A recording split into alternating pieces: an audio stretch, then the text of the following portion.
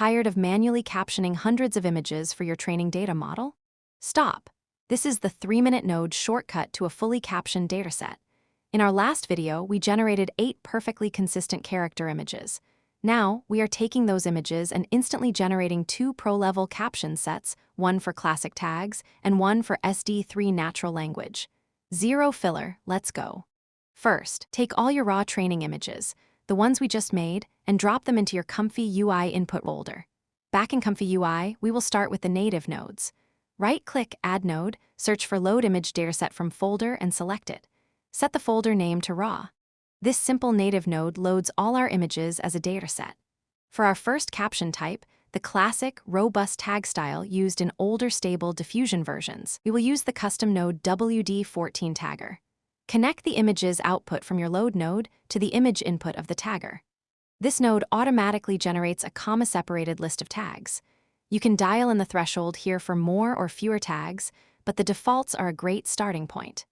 Next, for the modern natural language captions that work perfectly with models like SD3, we use the Florence2 workflow. We need 2 nodes, the Florence2 model loader to load the powerful captioning model and the Florence2 run node.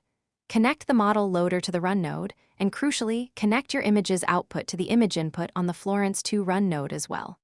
In the Florence2 run node, ensure the task is set to more detailed caption. This gives you the rich, descriptive text you need. Our final step is to save both caption sets. Again, we will use a powerful native ComfyUI node. Save image and text dataset to folder. Right-click Search and add it. 1. Connect the raw images to the image's input on the Save node. 2. Connect the string output from WD14 tagger to the text's input. Set the folder name to something clear, like WD14 dataset. Now, repeat that for Florence2. Add a second save node, connect the raw images, and this time connect the caption output from Florence2 run to the text input. Set its name to Florence dataset. Run your workflow.